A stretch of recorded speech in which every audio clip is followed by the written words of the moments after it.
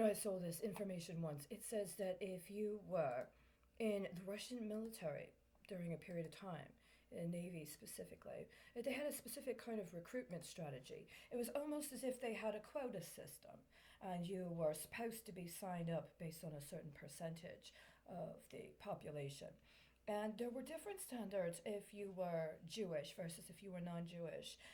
If you were Jewish, there were, among other things, restrictions on your capacity to worship. But after 25 years of worship of service in the Navy, once you retired, there were no preclusions on what you did with your life after that. There was a difference they acknowledged. They said that recruitment for Christians started at a later age than recruitment for the Jews.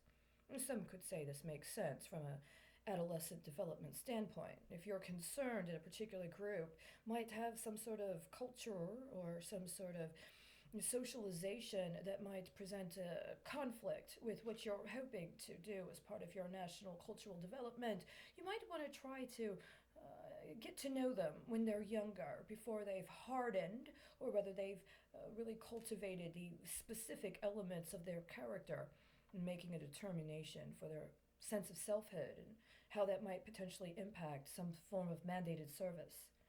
But I'm not Russian, am I? No, I'm not, so far as I know. I understand and have lived my entire life with the understanding that I was born in the United States, and for a time I was a journalist. I was, in some manner, actually sent abroad. It was a self initiated situation. I had contacted people I knew in my community in the United States before my travels in order to get their assistance. It was what you would call crowdfunding, but at the time we didn't call it crowdfunding.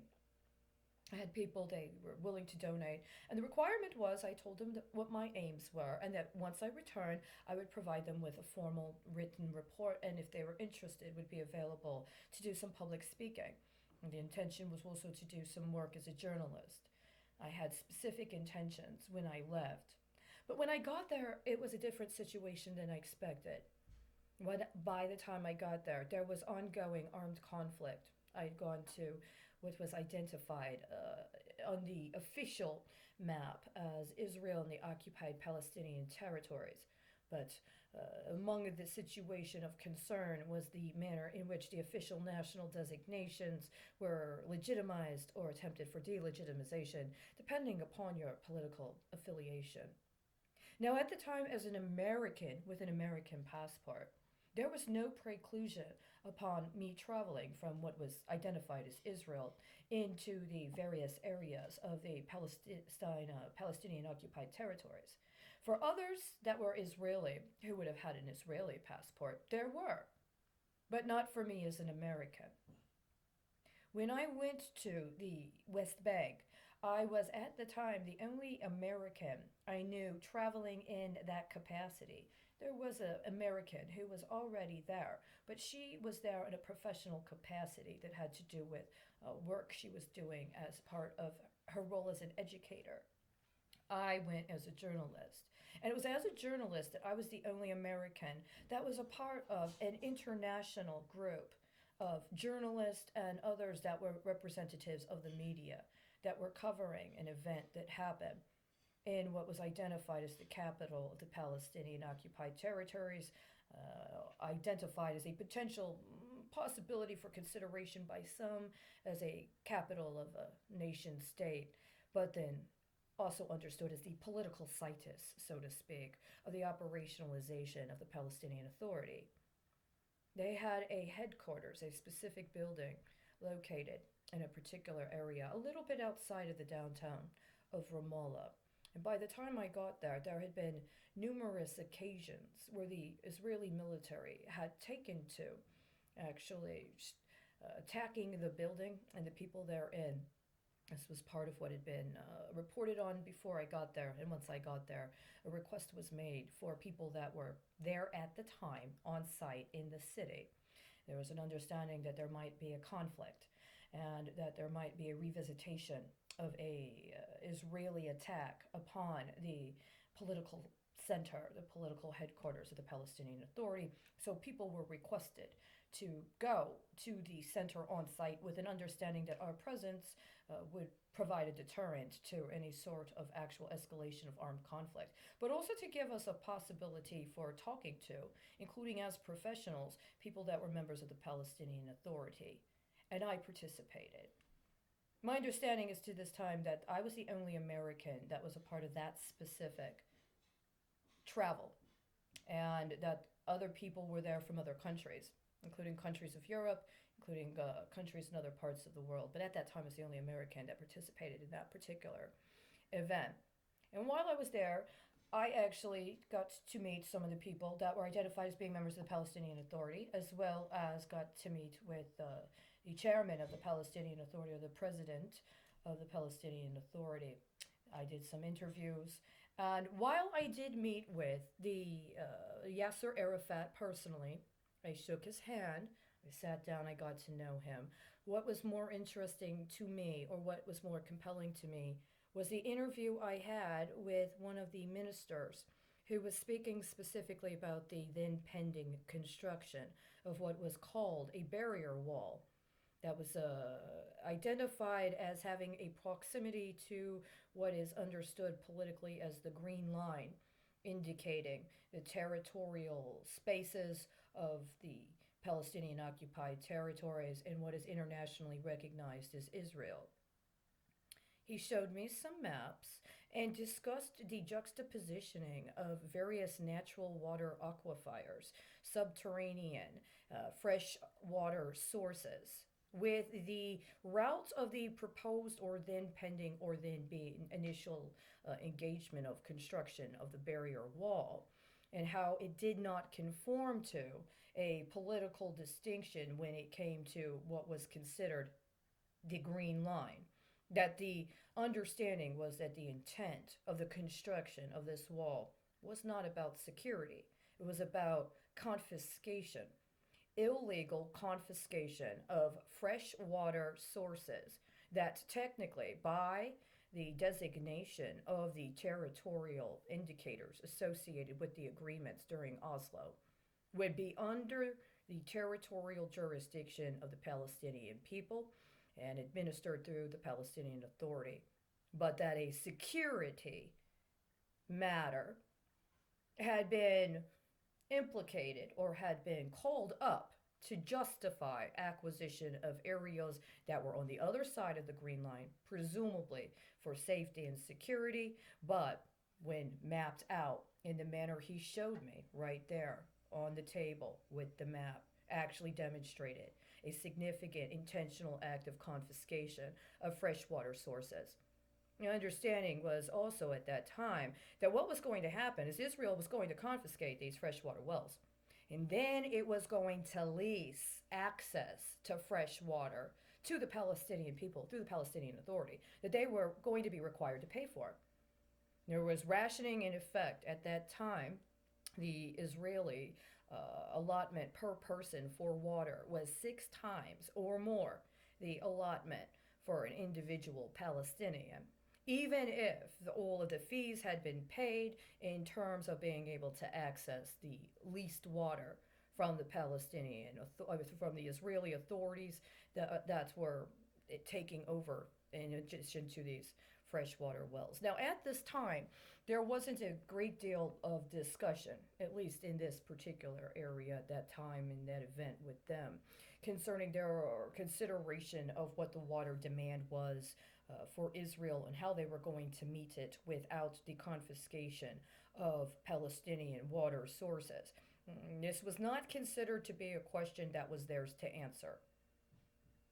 Now, as time has gone on, what has been revealed has been that during that time, please understand at that time I also spent considerable time in Israel and had a firsthand experience with what was considered to be normal, daily, water usage and access. One of the things, if you haven't been there, you may not know.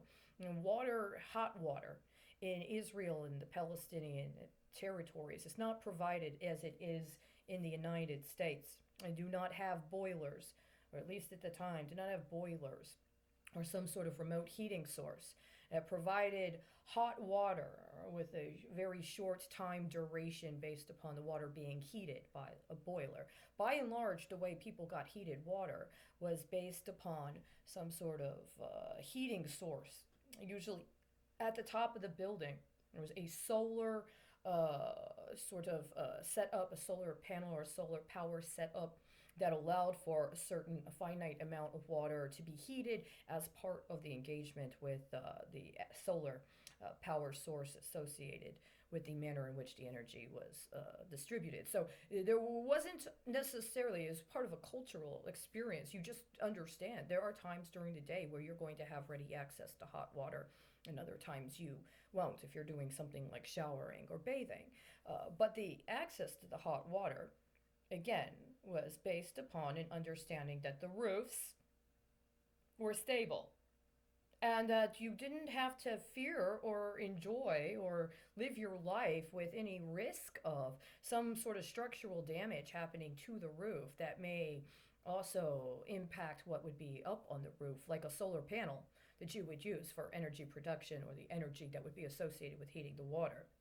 This was something that, by and large, even with the threat of a missile strike, it may come under what was alleged to be a possibility or understood by people to be a possibility of a security issue they would have to deal with. People didn't, by and large, live their life expecting for a missile to take out their solar panel and destroy their source of hot water. And people also did not, at that time, experience water rationing when they were within Israel. There was no water rationing at that time. But around that time, and a short time later, it was understood, the way it's reflected now, is that there was a very significant drought that was ongoing in Israel. And as so far as this drought was occurring, it impacted their concepts of water conservation and what's to do as a result. Now, in 2016, I was visiting a repository of government documents that were provided on microfiche. And after consulting with an index of treaties, I found an old treaty I'd never heard of before.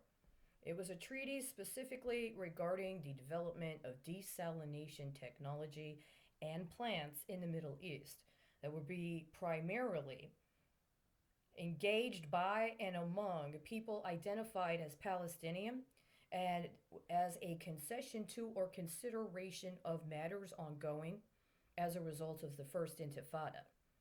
The understanding, I read through the whole treaty, there were a number of signatories that were meant to be in cooperation with the actual development of the technology with the Palestinian people. And there were 5 other countries understood to be merely observers. They were to be observers and they were to provide that sort of role. But they were not to personally be engaged in the development of this technology or its implementation. Now, this treaty is not one that I've been able to find online. And I have not been able to have access to a government repository of these documents, the same as I had been in Chicago. Since I've been in Texas, the repositories here in Texas are different. What I've had access to in Texas is treaties in force and cross-references with indexes based on that.